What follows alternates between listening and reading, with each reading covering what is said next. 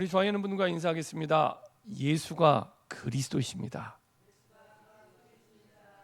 우리 한 번 더 지난주 제목을 가지고 인사하겠습니다. 모든 것을 살리는 능력은 오직 복음입니다. 예, 이게 믿어지면 오늘 제목이 또 믿어지게 됩니다. 우리 좋아하는 분들과 인사하겠습니다. 당신은 그리스도의 답을 가진 사람입니다. 네, 그리스도의 답을 가졌다는 건 엄청난 축복을 받은 겁니다. 비교할 수 없는 온 세상 살 답을 가진 사람입니다. 온 세상의 모든 문제를 끝낼 수 있는 답을 가진 사람입니다. 그래서 그리스도가 이 땅에 오셨다는 건 이거는 너무 축복할 일이고요. 그래서 우리 찬양 불던 가사 가운데 노엘이라고 있죠. 노엘. 그게 성탄절이라는 뜻인데 그 단어의 그 의미의 뜻은 아주 기쁜 이런 의미입니다. 아주 기뻐하는 그런, 그게 이제 이 노엘이라는 단어의 뜻입니다. 그리스도가 이 땅에 오신 게 너무 기쁜 거예요. 이게 인생의 답인 사람에게는 최고의 기쁨입니다. 근데 인생의 답이 아닌 사람에게는 아무 의미가 없어요. 그래서 심지어는 요새는 크리스마스를 크리스마스라고 하지 말자. 그거 별로 이제 기분이 안 좋다. 이제 불신자들 얘기입니다. 복음을 모르니까, 그리스도를 모르니까, 그게 인생의 답이 아니니까. 그러니까 뭐라고 바꾸냐? holiday. 우리 휴일이라고 하자. 얼마나 그럴듯해요. 이게 사단의 속임수입니다. 복음을 약화시키는 사단의 속임입니다. 얼마 전에 빵집을 갔는데 빵집에 이렇게 메리 크리스마스 이렇게 돼야 되는데 해피 할러데이 이렇게 해요. 그 단어가 나쁜 게 아니니까 다 수긍을 하고 그거를 받아들여요. 이게 문화입니다. 문화. 사단이 속이는 문화인 줄 모르고 그냥 다 받아들이는 거예요. 뭐 나쁜 말 아니네. 해피 할러데이. 그러면서 복음이 점점 약화되는 거예요. 예를 들면은 불교 신자가 부처님 오신 날을 부처님 오신 날이라고 하지 말자, 그냥 해피 할러데이라고 하자 하면 인정하겠습니까? 안 할 걸요. 그 부처님 오신 날, 그 석가탄신일 날 종로 한복판에 그 넓은 차선에 반 이상을 막고 행렬을 하는데요. 기독교는 그것도 안 하잖아요. 심지어는 전에는 이렇게 크리스마스 트리를 만드는 것도 옛날에는 당연한 걸로 돼 있었는데 그게 당연하지 않은 시대가 됐어요. 그거 가지고도 막 다툼이 있어요. 그 지자체, 단체장이 누가 되느냐에 따라서 크리스마스 트리가 올라가기도 하고 내려가기도 해요. 그런 시대를 우리가 살고 있습니다. 그런 시대를.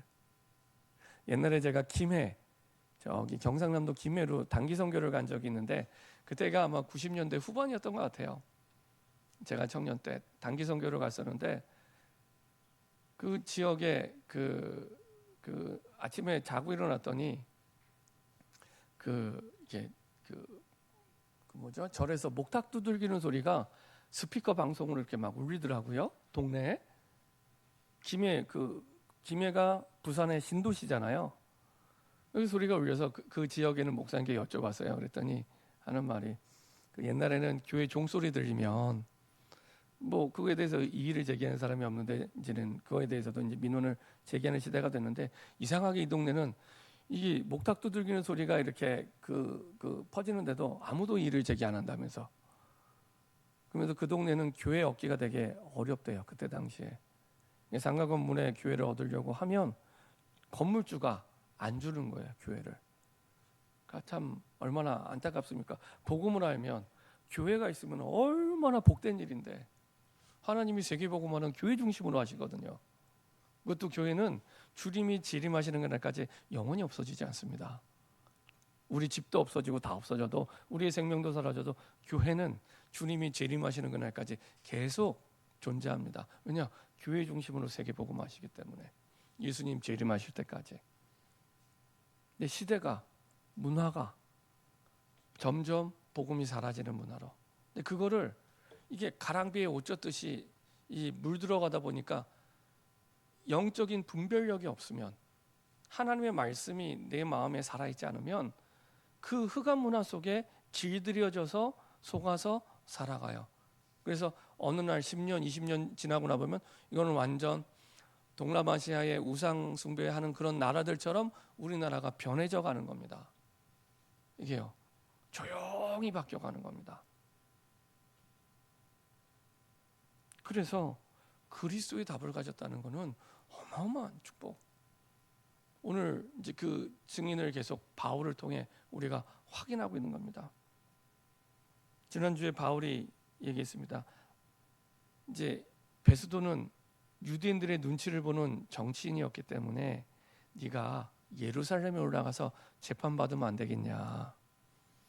그 얘기했더니 나는 예루살렘에 안 올라가겠다고, 나를 가이사에게 보내달라는, 내가 가이사 앞에 재판받겠다고 상소를 하게 됩니다. 호소하게 됩니다.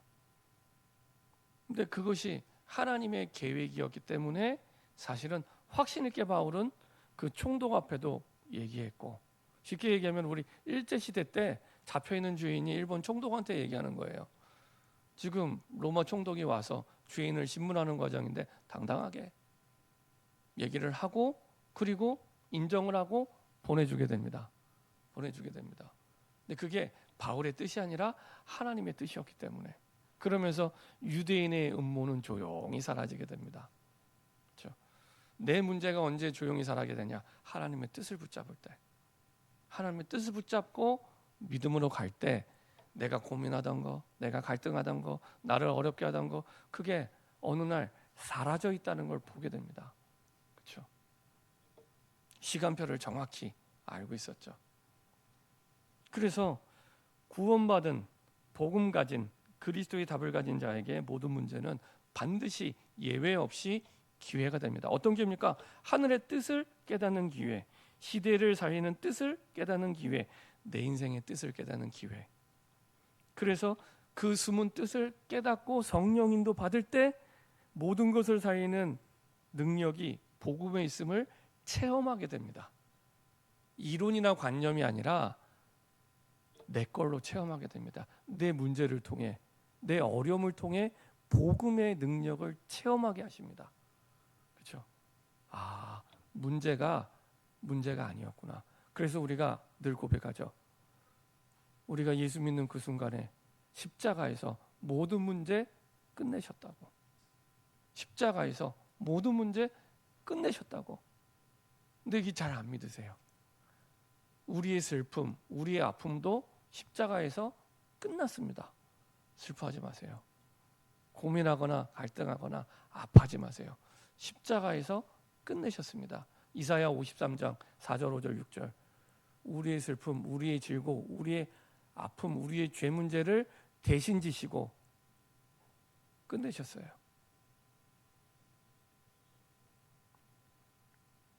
베스도 앞에 선 전도자 바울은 하나님의 시간표 정확히 알고 있었죠. 아, 이 총독 앞에 서게 한 게 딴 게 아니라 총독에게 복음 전하라고. 벨릭스 총독 앞에 복음 전하라고. 베스도 총독 앞에 복음 전하라고. 그리고 오늘은 누구 앞에 섭니까? 아그리빠 왕 앞에 복음 전하라고. 이 재판받을 이유가 없어요. 오늘도 마지막에 우리가 얘기했지만 아무 죄가 없어요. 근데 하나님은 죄가 없는데 허락하세요. 그러니까 하나님의 뜻을 모르면 늘 우리는 우리의 상황이 이해가 안 되는 겁니다. 아니, 도대체 이게 뭐야? 아니, 난 죄도 없는데, 나 잘못한 거 없는데 왜 나에게? 아니, 목사님 모든 문제 끝났다면서요, 십자가에서. 근데 왜 나에게? 왜 이런 상황이? 자꾸 이거를 생각하게 돼요. 근데 하나님은 이 과정을 통해 벨릭스에게 복음을 전하게 하시고, 베스도에게 복음 전하게 하시고, 오늘은 아그리빠 왕에게, 물론 베스도도 있었지만 복음 전하게 하십니다. 하나님의 시간표를 정확히 알고 있었죠. 그 시간표 속에 확신을 가지고 인도받게 됩니다. 그리스도의 답을 가진 사람은 하나님이 어떻게 축복하십니까? 오늘 첫 번째 보니까 하나님이 그 사람에게 문제인 줄 알았는데 계속 증거 주세요. 이게 바울의 여정이었습니다. 분명히 육신의 눈으로 볼 때는 어려움이고 문제고 갈등이고 핍박이고 그런 줄 알았는데 뚜껑을 열어서 지나고 보니 계속 하나님이 증거를 주세요. 계속. 왜냐? 증인돼야 되니까. 증인돼야 되니까. 사도행전 9장 1절부터 9절, 핍박자 바울을 처음부터 전도자로 완전히 바꾸십니다. 있을 수 없는 일을 하나님이 하신 거죠. 워낙 이 바울이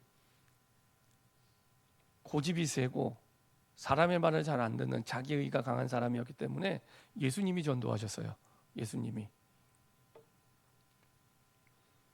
사도행전 11장 19절 30절, 안디옥에서 아예 핍박으로 흩어진 사람들이 모였는데 이 자리에 바나바가 바울을 초청합니다. 예수님 영접하고 13년 뒤에 그랬는데 그 초청한 자리에서 복음을 전했는데 이 사람들이요 살아나고 세워져서 교회가 돼요. 그것도 하나님이 가장 기뻐하시는 세계복음화하는 선교하는 교회가 됩니다. 저는 우리 교회가 이런 교회 축복 누리길 바랍니다. 하나님이 원하시는 교회의 방향입니다. 선교하는 교회. 그래서 그런 교회가 바울의 발걸음 속에 분명히 핍박 때문에 흩어진 사람들이 모였는데 도망 온 사람들이 모였는데 오히려 하나님이 가장 기뻐하는 선교적 교회가 됩니다. 사도행전 13장 1절부터 4절, 그 교회의 일꾼들이 세워져요. 도망자들이 교회의 중요한 일꾼들로 세워져서 서로 하나가 될 수 없는 사람인데 한 팀이 됩니다. 5인 1조. 그리고 바나바와 바울을 선교사로 파송하게 됩니다. 사도행전 16장 11절부터 15절, 파송받아 갔더니 아무도 없는 현장에 하나님은 루디아를 만나게 하시고요. 16절부터 18절, 귀신 들린 여종이 귀신이 떠나가고 예수 믿게 되고요. 19절 31절, 누명을 쓰고 감옥에 갔는데 옥터가 흔들리고 감옥에 있는 간수가, 잡아가뒀던 간수가, 때렸던 간수가 오히려 엎드려서 구원을 요청하고 예수님을 영접하고 그 가문이 싹 다 예수 믿게 됩니다. 계속 응답을 주세요. 그래서 빌립보 교회가 돼요. 사도행전 17장 1절부터 9절 보니까 데살로니가에서, 마게도냐에서 제일 큰 도시 데살로니가, 마게도냐의 수도입니다. 여기에 3주 복음 전했는데 바울이 가장 칭찬하는 교회가 됩니다. 믿음의 역사가 있는 교회, 사랑의 수고가 있는 교회, 그렇죠? 소망의 인내가 있는 교회, 그렇죠? 그런 교회가 그 짧은 기간 동안에 세워지게 됩니다. 여기에서도 그 깡패들에게 쫓겨간 거잖아요. 깡패들의 핍박이 있었습니다. 그리고 사도행전 18장 1절부터 5절, 전도가 제일 안 돼서 낙심해 있는 그때, 그래서 고린도에 왔는데 그때 가장 중요한 제자를 만나게 하십니다. 브리스길라 아굴라. 그렇죠? 아덴 전도를 실패하고, 전도의 실패는 없지만 가장 잘 안 되고 가장 낙심할 법도 한 그때 하나님 가장 중요한 제자 브리스길라 아굴라. 로마서 16장 3절 4절에는 브리스길라 아굴라가 어떤 제자였냐? 전도자 바울 위에 자기의 목숨도 내놓을 만큼, 그렇죠? 모델이 되는 전도자가 됐습니다. 사도행전 19장 8절부터 20절, 3차 전도 여행에서 쫓겨갔는데 그 자리에서 소아시아 전체 살리는 응답을 보게 하십니다. 진짜 로마 복음화 가능하구나. 로마의 정치와 군대가 없어도, 헬레니즘의 그리스의 그런 최고의 지식과 능력과 문화가 없어도 복음 하나로 충분히 로마 복음화 할 수 있구나. 확신 갖게 됩니다. 한 지역 전체가 복음화됩니다. 그렇죠? 이 에베소 지역에서도 사실은 복음을 선포했을 때 핍박하는 사람들이 있었고 따라오는 사람들이 있었고, 계속해서 하나님 증거를 주시죠. 심지어 빌립보 1장 12절부터 19절, 4장 13절에는 감옥 안에 있는데 감옥 밖에 있는 사람을 위로하면서 내게 능력 주시는 자 안에서 내가 모든 것을 할 수 있다라고 고백을 합니다. 그렇죠? 하나님이 바울이 가는 걸음마다 증거를 주세요. 바울이 가는 곳마다. 근데 그 증거가 다른 증거가 아니라 생명을 살리고 제자를 세우고 교회를 세우는, 이게 저와 여러분들이 해야 될 가장 중요하게 집중해야 됩니다. 생명을 살리고 제자를 세우고 그리고 교회를 세우는. 자, 그리고 드디어 이 죄가 없는 바울이 또 한 번 재판을 받게 됩니다. 아그리파 왕 앞에. 3절부터 23절까지 재판받게 된대요. 아그리파 왕이 누굽니까? 원래 헤롯 아그리파 왕이죠. 헤롯 아그리파 왕. 그래서 아그리파 왕의 아버지는 잘 아시죠? 사도행전 12장에 사도 야고보를 처형했던, 그리고 베드로를 죽이려고 감옥에 가두었던, 근데 풀려났죠. 그리고 나서 어떻게 됩니까? 이 아그리파 2세 아버지 아그리파 1세, 그 아그리파 1세 왕은 자기가 백성들이 신이라고 칭하니까 그거를 받고 하나님께 영광 돌리지 않아서 충이 먹어 죽죠. 벌레에 먹혀서 죽습니다. 그거를 누가 알아요? 이 아들이 알아요. 그래서 예수에 대한 부분들, 그 당시 분위기 상황을 너무나 잘 아는 사람이 아그리파 2세입니다. 그 증조 할아버지는 누굽니까? 이 아그리파 2세의 증조 할아버지. 증조 할아버지가 우리가 잘 아는 예수님 태어날 때 다 아이들을 죽였던 헤롯 대왕이에요. 예루살렘 성전을 47년간 세웠던 이 헤롯 대왕도 자기가 왕권이 부실하니까 원래 정통 왕족 출신이 아니었거든요. 그래서 사람들의 환심을 얻으려고 성전 건축을 한 겁니다. 자기 하나님을 위해서가 아니고 자기 동기가 있었던 거예요. 그래서 성전 건축을 오래 해요. 빨리 안 끝내요. 왜냐, 그거 오래 해야 민심이 붙잡혀 있으니까요. 민심이. 그래서 한 47년 동안 이 성전을 건축을 합니다. 그러면서 예수님 탄생할 때 아이들을 학살하고 죽였던, 그러니까 어찌 보면 예수님과는 천천지 원수로 있는 그런 가문이죠. 그런 배경.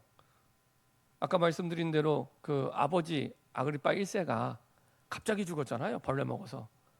그런데 이제 아들이 왕이 돼야 되는데, 지금 이 아그리파 2세가 왕이 돼야 되는데 이때 나이가 몇 살이었냐면 17살이에요. 너무 어리니까 로마 황제가, 야, 너는 이 여기 전체 이스라엘 전체 다 못 따를 것 같아. 그래서 이스라엘 북쪽에 땅을 조금만 줘요. 우리말로 하면 고등학교 1학년이 왕이 되는 거예요. 고등학교 1학년이 왕이 되니까 이스라엘 전체 땅을 안 줘요. 사실은 이스라엘 전체 땅 해봤자 그렇게 크지 않습니다. 우리나라 경기도 강원도 합친 크기가 이스라엘 땅이에요. 지금 이스라엘 땅. 경기도 강원도 합친 정도의 크기예요. 우리나라보다도 훨씬 작아요. 근데 17살짜리가 왕이 되니까 너 안 되겠다. 그냥 이스라엘 북쪽에 조금만 가져. 대신에 어떤 권한을 줬냐면은 제사장을 임명할 수 있는 권한이 왕에게 있어요. 대제사장을. 막강한 권한이죠. 그리고 예루살렘 성전을 관리할 수 있는 책임이 이 왕한테 있어요. 그러니까 이스라엘 유대인들에게는 성전이 자기 인생입니다. 자기 생명보다 중요한 게 성전입니다. 이스라엘 사람들에게는 그게 다예요. 그래서 사실은 회당이 생긴 것도 포로로 끌려가니까 성전에서 예배드릴 수 없잖아요. 그래서 이제 회당을 만든 거예요. 바벨론 포로 이후에.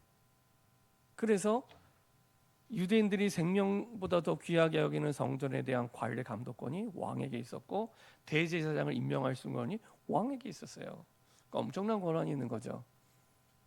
근데 이제 이 아그리파 왕이 베스도를 만나러 온 겁니다. 만나러 왔는데 베스도가 어떤 사람이었다고요? 지난해 말씀드린 대로 모범생입니다. 모범생. 지금이면 모범적인 공무원. 그래서 우리말로 하면은 공무원 시험 합격해서 1급 공무원까지 된 사람이에요. 다시 말하면. 그러니까 이 사람이 그렇게 모범적으로 공무원 생활을 하는 이런 사람인데, 바울을 로마에 가서 가이사를 앞에 재판을 받게 해주겠다고 얘기는 했는데 두려운 거예요. 자기의 어떤 그 모범적인 상식에 의하면 죄가 있어야 가서 재판을 받죠. 그것도 황제 앞에 재판을 받는데, 근데 죄가 없어요. 이전에도 죄가 없었고 지금도 죄가 없는 거예요. 근데 이걸 데려가려고 하니까 앞뒤가 안 맞는 거예요. 그래서 우리가 읽지 않았지만 25장 13절부터 아그리파 왕하고 대화를 합니다. 야, 내가 이전에 있던 벨릭소라는 총독이 유대인 한 명을 잡아갖고 이 사람을 꼭 죽여야 된다고. 그냥 죽여야 되는 것도 아니고 꼭 죽여야 된다고. 2년이 지났는데 까먹지 않고 죽여야 된다고. 그래서 얘기를 들어봤더니 죄가 없어. 근데 이 죄인이 예루살렘에 가겠다고 얘기 안 하고 자기를 로마의 황제 앞에 재판을 하게 해달라고 얘기를 하는데 어떻게 하면 좋겠냐고. 이미 재판을 받게 해주겠다고 내가 얘기를 해놨는데 어떻게 하면 좋겠냐고. 그래서 아그리파 왕 앞에서 또 한 번 재판받게 하는 겁니다. 얘기를 들어보라고. 그 당시에 이제 현실적인 상황이 그런 상황입니다. 근데 바울은 그를 어떤 시간표로 봤다고요? 복음 전할 시간표. 바울을 처음 부르셨을 때 사도행전 9장 15절에 하나님이 약속하여 주신 대로 이방인들과 임금들 앞에 증인으로 하나님이 서게 되는 언약 성취의 과정이었습니다. 그래서 이 아그리파 왕, 누구보다 유대인들을 잘 알고 예수님과 철천지 원수 지간인 가문의 왕이 바울 앞에 서게 됩니다. 이때 바울이 자기소개하죠. 근데 누구보다 바울이 어떤 삶을 살고 있는지 잘 알고 있죠. 3절에 보면 특히 당신이 유대인의 모든 풍속과 문제를 아십니다. 너무 잘 알죠. 말씀드렸죠. 아그리파 왕의 변경. 그러므로 내 말을 너그러이 들으시 바라나이다. 내가 처음부터 내 민족과 더불어 예루살렘에서 젊었을 때 생활한 상황을 유대인이 다 아는 바라. 이미 그 당시 바울은 유명인사였습니다. 잘 아는 사람이에요. 바울의 고향이 어디라고요? 길리기아 다소 이방인의 땅에서 태어났습니다. 근데 바울의 가문은 이제 잘 나가는 가문이었습니다. 그 당시에. 그래서 로마의 시민권을 가지고 있었고요. 길리기아 다소는 그 당시 30만이나 되는 사람들이 살았던 최고의 학문 도시예요. 그 당시 최고의 지식과 문화가 어떤 거였냐면은 헬레니즘 문화, 그리스 문화였습니다. 그리스 문화. 지금으로 얘기하면 세계적인 최고의 대학이 어디 있어요? 미국에 있습니다. 대부분 다 미국에 있습니다. 이때 당시에 최고의 학문과 지식은 어디에 다 있습니까? 그리스. 그 그리스의 그 학문 내용을 가진 최고의 이 학문적인 도시가 길리기아 다소. 여기서 자라나다가 부모님이 이 바울을 철저히 유대인으로 교육하기 위해, 유대인 랍비로 교육하기 위해 유학을 보냅니다. 어디를 보내냐? 예루살렘으로. 왜냐? 예루살렘이 종교의 도시였기 때문에 거기에 성전이 있고 대제사장이 있고 거기로 유학을 보내. 몇 살에 유학을 보내냐? 유대인들은 13살에 성인식을 하기 때문에 보통 성인이 되고 나서 보내는 겁니다. 그래서 13살에 보냅니다. 바울을. 그래서 5년 동안을 철저하게 바리새인으로 랍비 교육을 시킵니다. 율법적으로. 그러니까 유대인으로서의 모든 엘리트 코스를 다 밟은 거예요. 그리고 나서 그걸 언제 알게 되냐면 스데반이 죽을 때 옷을 바울 앞에 사람들이 던져놓죠. 그 말은 무슨 말이냐면 그 현장에서 재판하는 거에 재판관이 바울이었다는 얘기입니다. 그 재판관은 누가 될 수 있냐? 그 당시에 유능한 랍비만 할 수 있는 거예요. 이미 30대 초반의 바울은 랍비 대열에 선 사람입니다. 그러니까 그야말로 유대인의 그 대제사장 바리새인 차세자의 최고의 지도자였어요. 그래서 예루살렘 사람들은 많이 알고 있었던 겁니다. 바울이 어떤 사람인지. 그래서 아그리파 왕도 잘 알고 있는 겁니다. 그 말을 지금 바울이 하는 거예요. 상황을 유대인이 다 아는 바라. 네가 나 알지 않냐? 일찍부터 나를 알고 그들이 증언하려 하면 내가 우리 종교의 가장 엄한 팔을 따라 바리새인의 생활을 하였고 이제도 여기 서서 신문받는 것은 하나님이 우리 조상이 약속하신 걸 바라는 거다. 복음을 전하는데 하나님 지혜를 주시죠. 이 바울이 복음 전하는 이 간증을 사도행전에서만 3번을 합니다. 9장, 22장, 그리고 26장. 근데 26장에서 할 때가 가장 구체적으로 해요. 그러면서 우리 조상들이 메시아를 기다리고 있었던 것을 다 알고 있잖아요. 근데 메시아라고 얘기 안 하고요. 딱 이렇게 얘기를 합니다. 약속하신 것 바라는 까닭이니 그 약속은 우리 12지파가 밤낮으로 간절히 하나님 받들 성령으로 얻기를 바라는 바 메시아가 오기를 바라는 그거를 얘기하는 겁니다. 아그리파 왕이여 이 소망으로 말미암아 내가 유대인들에게 고소를 당하는 것이니이다. 너무 논리적이고 합리적이고 성경적이죠. 자기소개를 하고 증거를 합니다. 그리고 나서 즉 그리스도에 대해서 얘기하죠. 8절부터 11절까지 당신들은 하나님이 죽은 사람을 살리심을 어찌 못 믿을 것으로 여기나이까 나사렛 예수 이름을 대적하여 많은 일을 행하여야 될 줄 스스로 생각하고 내가 뭔가 많은 일을 해야지 되는 거야라고 생각하는 거예요. 이걸 보고 뭐라고 얘기했냐? 자기 의. 내가 옳다고 하는 거예요. 내가 옳다. 자기의. 이런 사람의 특징은요, 뒤에도 나오지만은 자기의가 강하다 보니까 자기 뜻대로 한다면 분노하게 됩니다. 자기라는 거 한마디로 내가 맞아. 정말 내가 맞나요? 아니요. 하나님의 자녀는 하나님이 맞는 겁니다. 내가 맞는 게 아니라 항상 하나님이 맞는 겁니다. 항상 하나님이 맞는 겁니다. 근데 내가 맞아. 근데 이게 마음대로 안 되면 분노가 올라오는 겁니다. 그 뒤에도 이 부분을 계속 얘기하는 겁니다. 그래서 똑같은 교회를 해도 내가 하고 싶은 일을 하지 하나님이 원하는 일을 안 하려고 하는 거예요. 그것도 다 자기의예요. 자기의. 내가 원하는 거. 바울은 지금 율법적으로 가장 그 유대교에서 원하는 교회의 일을 한 겁니다. 그게 맞는 거라고 생각하고 그게 예수 믿는 사람을 핍박하는 거였습니다. 나도 나사렛 예수 이름을 대적하여 많은 일을 행해야 할 줄 스스로 생각하고 그게 하나님의 일인 줄 알고 예루살렘에서 이런 일을 행하여 대제사장들에게 권한을 받아가지고 많은 성도를 옥에 가두고 또 죽일 때 내가 찬성 투표를 하고 그렇죠? 스데반 또 모든 회당에서 여러 번 형벌하여 강제로 모독하는 말 하게 하고 그들에 대하여 심히 격분하여 그렇죠? 바울은 이런 사람입니다. 말로 끝나지 않는 사람, 행동으로 옮기고 마음대로 한다면 분노하고 외국 성에까지 가서 박해하고 예루살렘에 머무는 게 아니라 외국에 나가서도 계속. 그러니까 이 열심을 누가 당해내겠습니까? 그렇죠? 그 일로 대제사장들의 권한과 위임을 받아 다메섹까지 가는 왕이여 정오가 되어 길에서 보니 하늘로부터 해보다 더 밝은 빛이 나와 내 동행들 둘러 비추는지라. 드디어 예수님의 음성을 듣게 되죠. 자, 아그리빠 왕 앞에서 설명하거나 가르치는 게 아니라 간증을 합니다. 그래서 왕 앞에서도 담대할 수 있는 거예요. 아까 말씀드렸죠.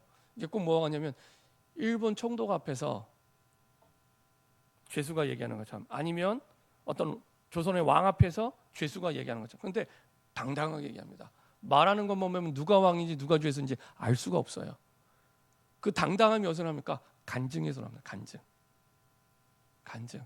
자기 지식의 말이 아니고 자기 계획의 말이 아니고 간증을 해요. 그럼 간증이 뭡니까?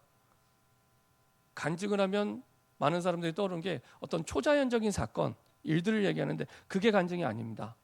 어떤 막 대단한 빛이 비쳤어. 이게 간증이 아니라 내가 십자가를 통과하는 이야기를 하는 게 간증입니다. 내가 예수님이 십자가에 못 박혔는데 그게 내 일이었어. 그래서 내가 십자가에서 죽었어. 이 얘기를 하는 겁니다. 그래서 십자가에서 내가 죽은 얘기가 나와야 돼요. 십자가에서 내가 죽었어. 그래서 자기 의가 없는 겁니다. 내가 옳다고 하는 게 없어요. 죽었기 때문에. 그래서 간증은 내가 죽었다는 겁니다. 내가 죽었다는 거. 십자가에서. 근데 그때야 비로소 진짜 능력이 나타나기 시작합니다. 그래서 왕 앞에도 당당하게 얘기할 수 있는 거예요. 그렇죠? 11절 23절까지 쭉 얘기하죠. 내가 어떻게 회심하게 되는지. 얼마나 자기의가 강한 사람이었으면 사람이 가서 말로 안 되니까 예수님이 직접 전도했잖아요. 바울을. 예수님이 직접. 그 말은 그만큼 자기의가 강한 사람. 내가 오라. 이게 아주 강한 사람입니다. 사울아 사울아 내가 어찌하여 나를 박해하느냐. 가시채를 뒷발질하기가 내게 고생이니라.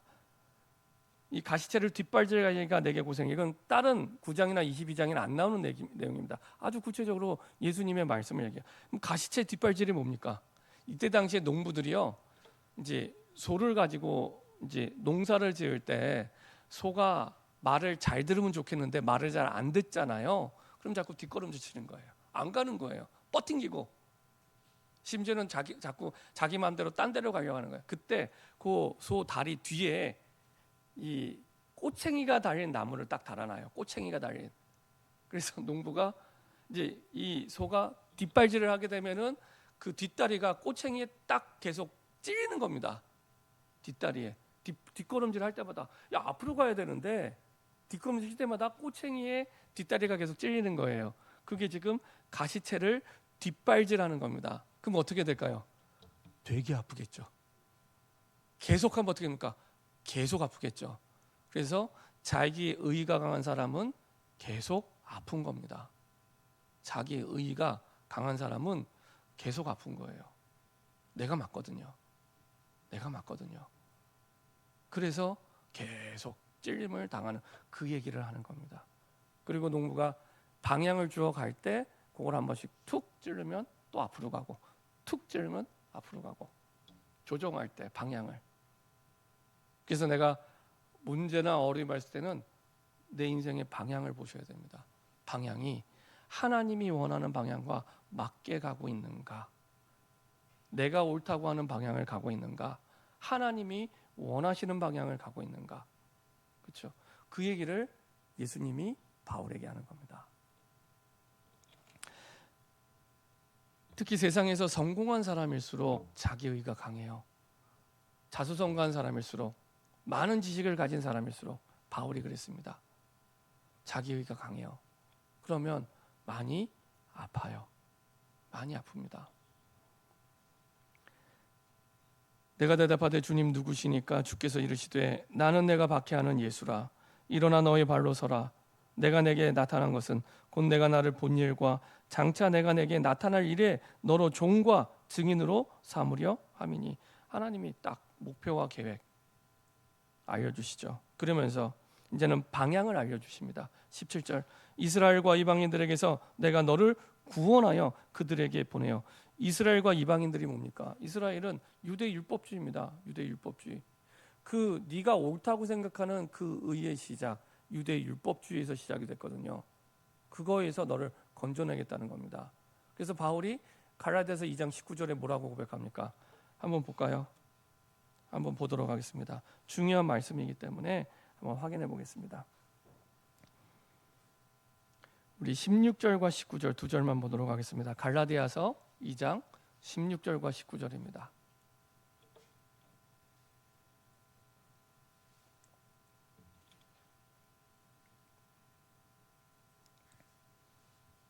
(16절) 그리고 (19절입니다) 같이 합독하겠습니다. 사람이 의롭게 되는 것은 율법의 행위로 말미암음이 아니요 오직 예수 그리스도를 믿음으로 말미암는 줄 알므로 우리도 그리스도 예수를 믿나니 이는 우리가 율법의 행위로서가 아니고 그리스도를 믿음으로써 의롭다 함을 얻으려 함이라.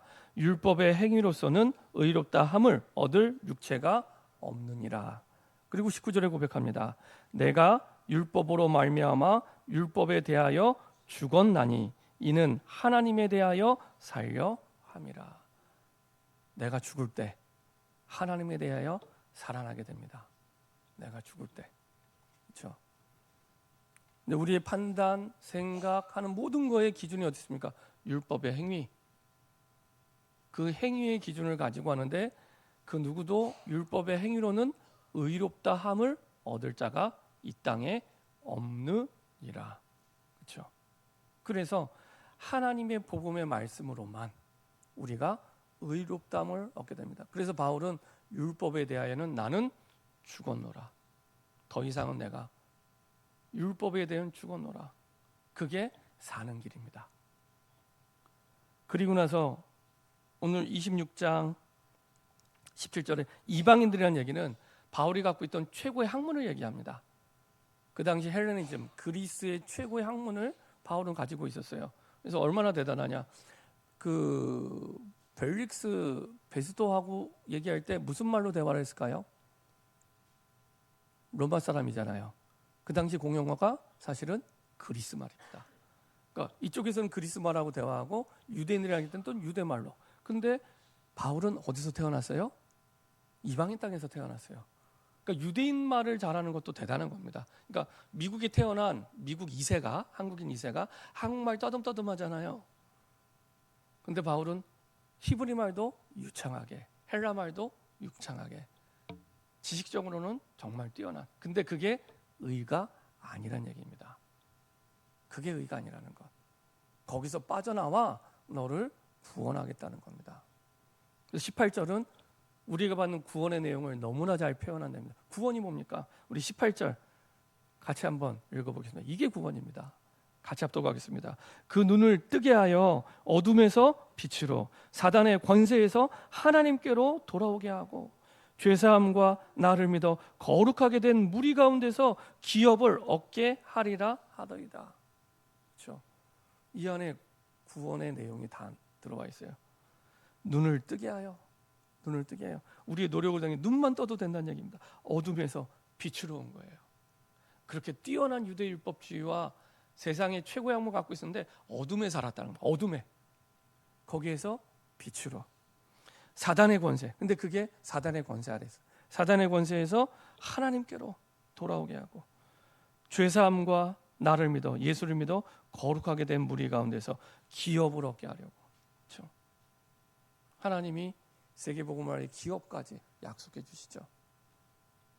이게 구원입니다.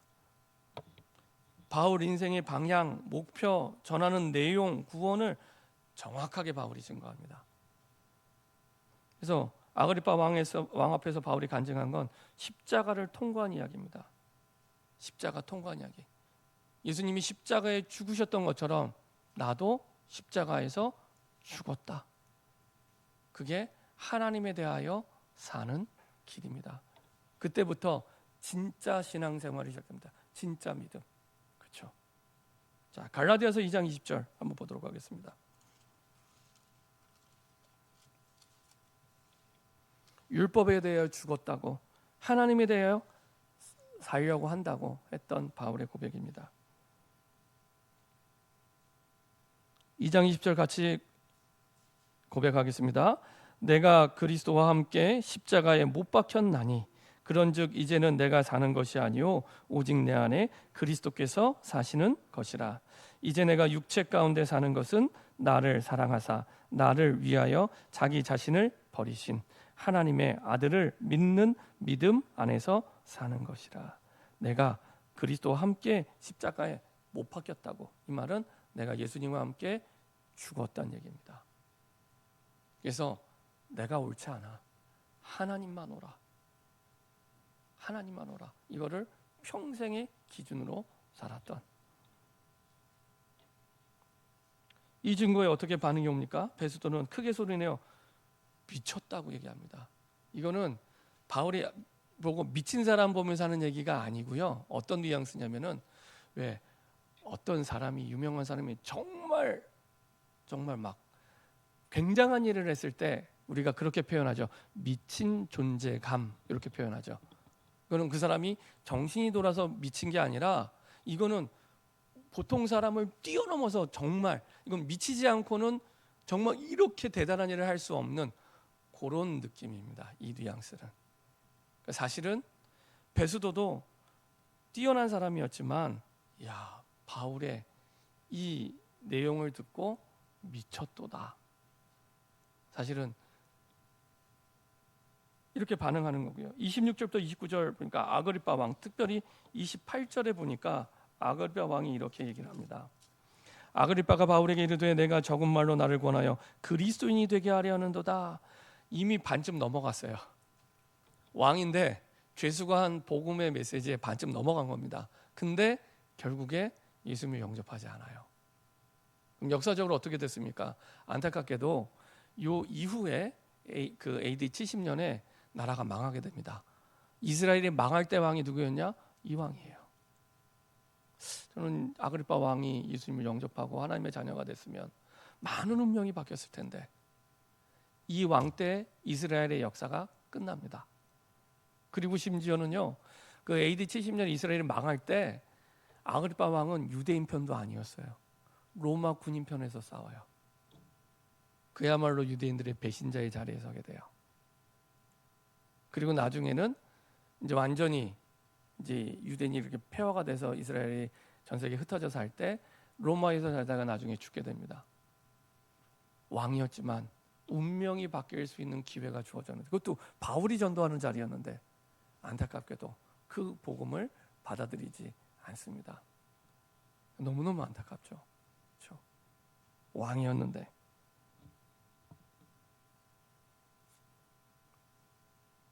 그래서 죄가 없다고 얘기는 하지만 결국에 이 사람들도 결론을 내렸어요. 아, 바울이 죄가 없네. 그런 죄가 없다고 결론 내렸지만 그 총독도 왕도 복음을 받지 않습니다. 결론입니다. 우리가 2026년 준비하면서 전도제의 삶을 두고 기도하자고 말씀을 나누고 인도받고 있습니다. 특별히 그리스도의 답을 가지고 있는데 이제는 그리스도의 답을 인생의 결론으로 내린 그리스도의 담난 사람으로 서시면 됩니다. 야, 진짜 그리스도가 인생의 모든 것 가운데 모든 것이구나. 그리스도로 인생의 답을 결론낸 사람. 그 사람이 어떤 사람입니까? 십자가를 통과한 사람입니다. 십자가를 통과한 사람. 예수님과 함께 나는 십자가에 못 박고 죽은 사람입니다. 죽은 사람. 내가 없어요. 그래서 내가 옳다고 하는 게 없어요. 하나님만 옳습니다. 이거를 고백할 수 있는 사람. 그 사람이 그리스도의 담난 사람입니다. 저는 우리 모든 성도들이 이 축복과 응답의 모델, 증인 되기를 소원합니다. 이 결단 그리고 그 속에 그리스도를 지속적으로 누리게 되고요. 주의 언약을 붙잡고 기도할 때 그 사람이 가는 곳마다 바울에게 주셨던 역사와 응답과 증거가 함께 하실 줄 믿습니다. 합심해서 한번 기도하겠습니다.